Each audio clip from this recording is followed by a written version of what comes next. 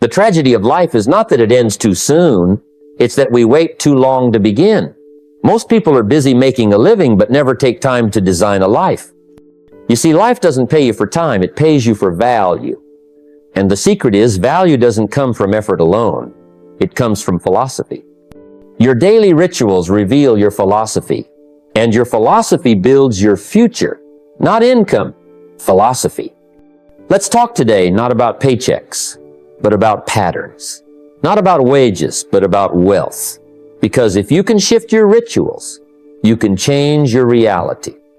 You see, labor has limits. Even the strongest among us only has so many hours, so much energy, so much time. And even if you're well paid, you're still earning someone else's dream. But the investor thinks differently. The investor says, how can I put this dollar to work so I don't have to? The investor asks, what vehicle will outlive my effort? Now that shift, that change in mindset, is where wealth begins. Early in my journey, I was working hard. Honest days, long nights. But one day, a mentor sat me down and said, you've got to stop thinking like a worker and start thinking like an owner. That shook me. I didn't own anything back then. Not stocks, not property, not even my time. But I started reading, learning, observing the wealthy, and you know what I found? The wealthy build systems. They don't chase paychecks. They chase leverage. So I began shifting my thoughts. I created little rituals, 10 minutes a day to study investing, a journal where I'd write down passive income ideas. I watched where my dollars went. Every dollar became a soldier, and I asked it to go out and bring back 2 more. The wealthy aren't lucky, they're strategic. It starts in how they think.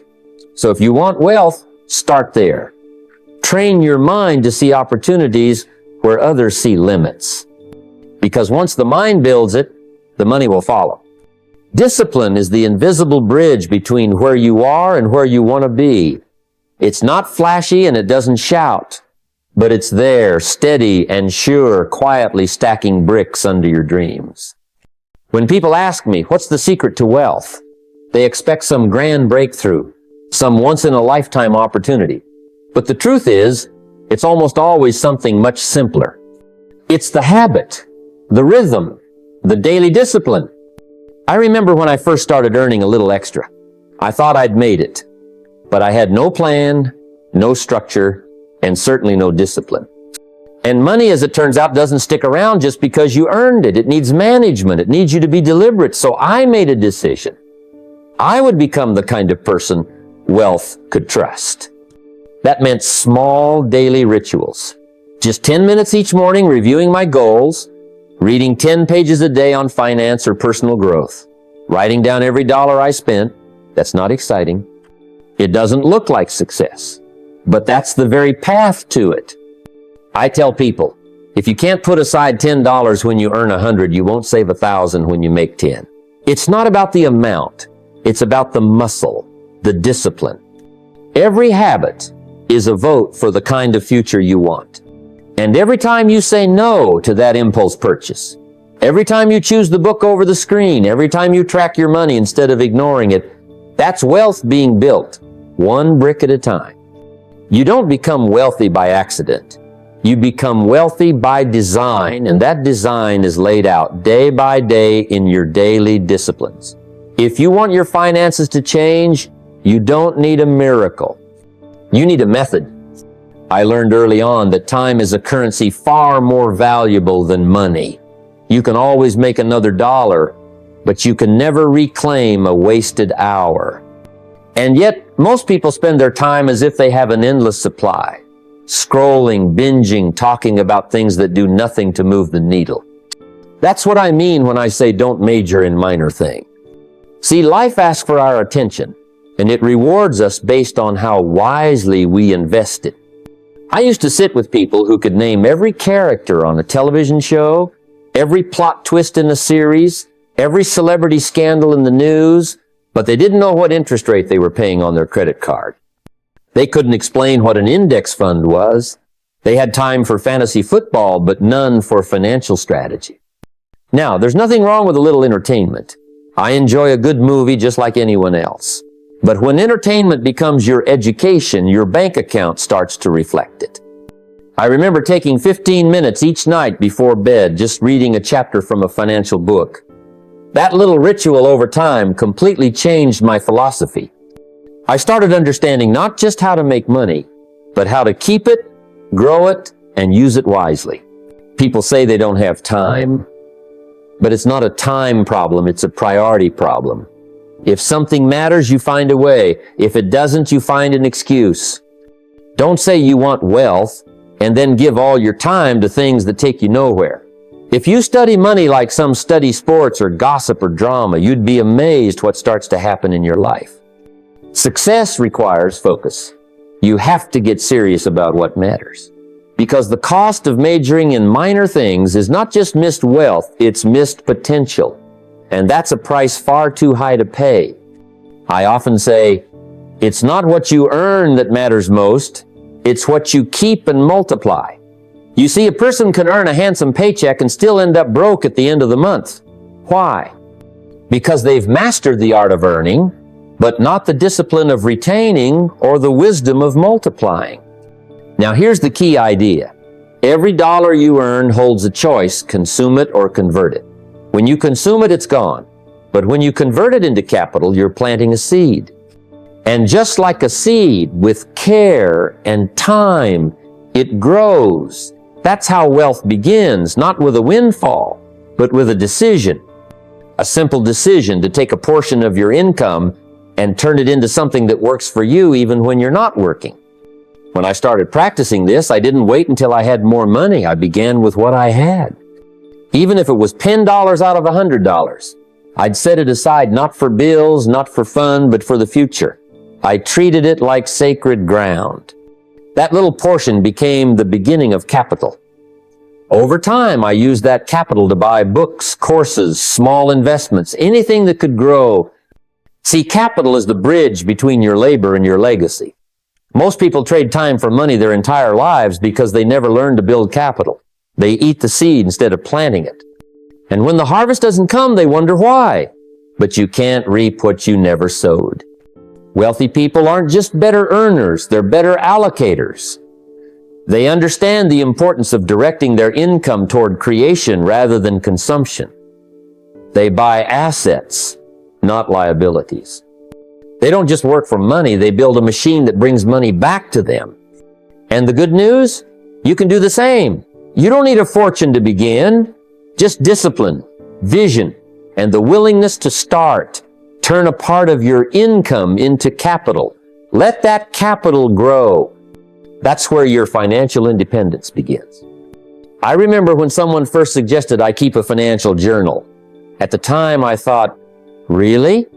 A journal? Isn't that something for poets and school kids? But I was wrong. That little habit turned out to be one of the most powerful tools for building wealth I've ever known. Why? Because what gets measured gets improved. Most people operate in a fog when it comes to their finances. They know the general idea of what they earn and maybe what they owe, but they don't know the fine print of their own financial story. And if you don't know your story, how can you change the ending? So I started writing things down, every dollar that came in, every dollar that went out. I tracked my income streams, my monthly expenses, my savings goals, my investments, my debts. At first it was messy, but soon it became a mirror. It revealed my habits. It showed where I was bleeding money and where I was growing. Most importantly, it created awareness, and awareness breeds control. Think of your financial journal as your private boardroom. It's where you meet with yourself and make decisions with clarity. You don't have to be a genius to win with money, but you do have to be intentional. You have to treat your money with the seriousness it deserves. When you track your net worth month after month, you begin to see trends, some encouraging, some alarming. Either way, you're not guessing anymore. You're leading. When people ask me, what's one simple thing I can do to start improving my finances today? I say, keep a journal, not in your head, not just on your phone, but with pen and paper or a dedicated system. Look at it weekly, study it monthly, revisit your goals quarterly. You'll be amazed how your behavior changes when you're watching yourself on paper. Remember, money is a silent partner. It doesn't shout at you when you misuse it, but it will reveal its truth to you in your journal, if you're willing to look. I learned early on that if you don't find a way to make money while you sleep, you'll work until you die. Now that may sound dramatic, but it's true. Most people are so busy trading time for money that they never stop to think, quote, what if my money could earn while I rest? Quote. That one question changes everything. Because the moment your money starts working for you, freedom enters the conversation. You don't have to start big. In fact, the wealthy didn't. They started with just a few dollars and a plan. A small portion of every paycheck went into something that could grow, something with roots. Maybe it was a stock that paid dividends. Maybe it was a small property. Maybe it was the tools and books that developed a skill that turned into a business. But the principle was always the same. Take a part of what you earn and send it to work. I remember my first investment was so small it felt laughable. But I did it anyway. And I did it again the next week. And the next. Eventually. It wasn't about the amount, it was about the consistency. Because while I was sleeping, that little seed was sprouting. It was growing in value, in confidence, and in opportunity. Let's get something clear. Sleep money isn't just about stocks and real estate. It's about systems. Systems that run without you. Systems that keep earning, even if you're on vacation or taking care of your health. You want to build streams that flow when you're not watching. That's the kind of money that buys back your time. Every day you wait is a day of lost compounding. So start small, but start now. The earlier you plant, the longer your tree grows. And one day, you'll wake up and realize your money didn't sleep last night, but it sure made your life a whole lot better. I've seen it time and time again. People moving fast, talking fast, hustling from one task to the next like their shoes are on fire. But when you stop them and ask, what did you actually accomplish today? The silence speaks volumes. That's because activity feels like progress, but often it's just motion without meaning. Don't mistake being busy for being effective. A rocking horse moves all day and doesn't go anywhere. The trap is real. We fill our days with low-value tasks, endless to-dos, distractions disguised as obligations. You check email, scroll through updates, respond to every message, but you didn't build anything, you didn't grow anything, and you certainly didn't multiply anything. Real wealth doesn't come from frantic energy, it comes from focused energy.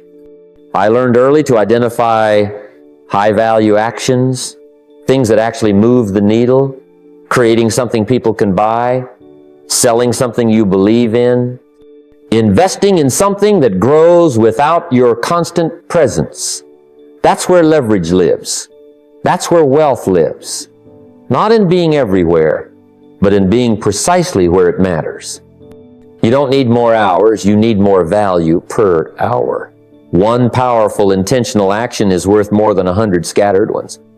So I used to sit down at the end of each day and ask, did I build equity today? Did I grow something today? Or did I just spin my wheels in the dust?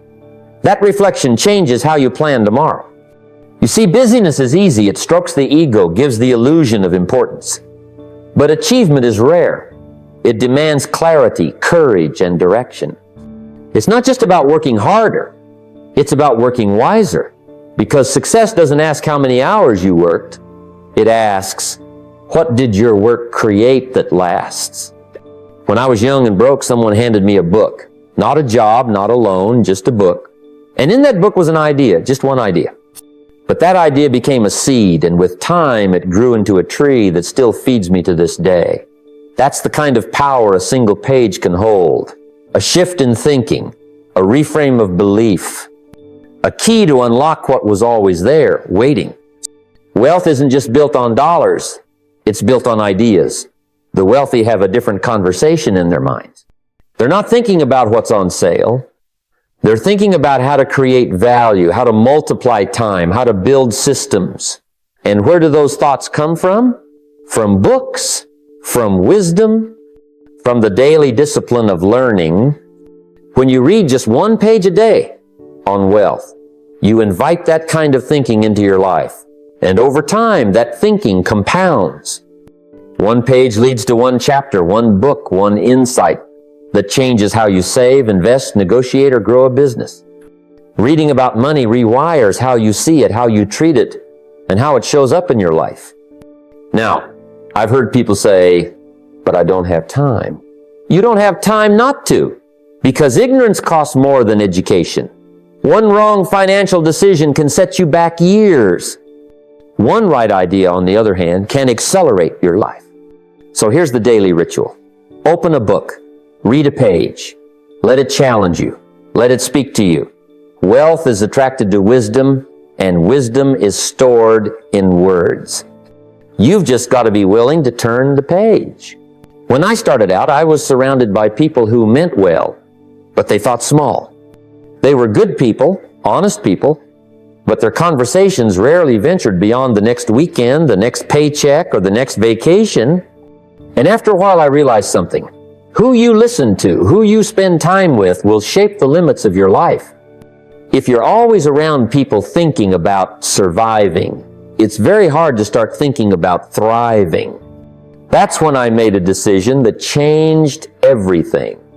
I started seeking out people who spoke a different language, people who talked about equity, not expenses, assets, not just salaries, and legacy, not just lifestyle. It was uncomfortable at first because they weren't interested in gossip or complaining. They were builders. And being around them challenged me to rise to their level. See, proximity is power. If you sit long enough at the table with those thinking about legacy, your thoughts shift from what you can buy this weekend to what you can build this decade. You start seeing the bigger picture, not just income, but impact. Not just growth, but generational change. The wealthy don't just chase dollars, they build dynasties. And they understand that legacy isn't just money left behind. It's principles passed down, mindsets instilled, and strategies taught by example. You can't create that kind of future if you're surrounded by people trapped in the present. So take inventory of your circle. Are you learning, growing, expanding? Or are you defending, explaining, and shrinking? If the people around you are thinking long-term, you'll start making long-term decisions, and those decisions are what separate a good life from a legendary one. You rise to the level of the room you're in, so choose your room wisely. I remember being young, broke, and impatient. I wanted things, nice clothes, a better car, dinners out, because everyone around me seemed to have them. And when you're living paycheck to paycheck, it's easy to believe you deserve those little rewards just to get through the week. But I learned, often the hard way, that what you indulge in now without discipline can cost you the future you say you want. Delayed gratification is a principle that separates those who stay stuck from those who break free. It's the art of saying no for now so you can say yes for life. And it's not about deprivation, it's about decision. The poor and middle class spend money to feel better today. The wealthy invest money to live better tomorrow. Same dollar, different direction. When you resist the urge to upgrade your lifestyle, every time your income increases, something powerful happens. You build a margin. And within that margin lies opportunity. Opportunity to invest, to start something, to build something. I remember saving a portion of my income, not much at first, but consistently. That small discipline became the seed that eventually gave me the ability to invest in ideas, in people, and opportunities that paid me back for decades. It's a mental game. You've got to train your mind to see long-term value, not just short-term pleasure. That new gadget might give you a moment of excitement. But an asset, a piece of land, a dividend, paying stock, a skill set, those give you security, leverage, and freedom. The pain of discipline is far lighter than the pain of regret. Every moment you delay gratification, you plant a seed that compounds in value, not just in your finances, but in your character. And that, my friend, is the true foundation of wealth. Every day we make decisions, some big, most small, that either move us toward wealth or away from it. And while most people aren't deliberately trying to become poor, they also aren't deliberately choosing to become wealthy. They're just moving along, letting emotions, advertising, or peer pressure make their choices for them. But there's a simple question, just one, that if asked daily and answered honestly, can completely change the direction of your financial life. Is this building equity or draining it? It sounds simple, but don't mistake it for lightweight. I used to keep a little note in my wallet with those exact words. I'd take it out before every purchase, every decision involving money. And I'll tell you, more than once it saved me from making a foolish move. When you start thinking in terms of equity, you change your relationship with money. You stop seeing money as something to spend and start seeing it as something to plant. Equity is ownership, and ownership is what separates the financially free from the financially frustrated. That coffee habit, the extra subscription, the latest gadget, none of those build equity. But putting money into an investment account, paying down debt, starting a side business, those are equity builders. And when you begin framing your decisions through that lens, your priorities shift. You spend more time learning, planning, saving, and building, and far less time chasing, reacting, and regretting. That question, is this building equity or draining it, isn't just about money. It's about life. It's about how you spend your time, where you put your energy, and who you surround yourself with. Are your habits compounding your value or diluting it? Are your relationships lifting you up or pulling you back? Wealth is built with intention. And intention begins with questions. The right question asked at the right time can shape your entire destiny. Most people spend their lives consuming. They watch the videos, they scroll the feeds, they buy the products, attend the events, read the books, and then they move on. But here's what separates those who build wealth from those who just chase comfort. The wealthy ask, can I create from this? You see, turning consumption into creation is one of the simplest but most profound shifts you can make on your journey to success. Let me tell you something I learned early. Everything I consumed became more valuable the moment I decided to teach it. When I stopped just being a student and started being a messenger, everything changed. And the same can happen for you. Every single day you're already consuming. You're already buying, watching, listening, reading. So don't just let that be a cost. Turn it into capital. Make it produce. That's what creators do. They look at life and say, how can I serve from what I've experienced? And when you start doing that, not only does your confidence grow, but so does your bank account. You go from being part of the audience to being the person on the stage, from passive spender to active builder.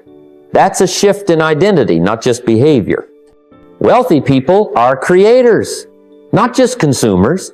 They don't wait for something to impress them. They get to work impressing value on the marketplace.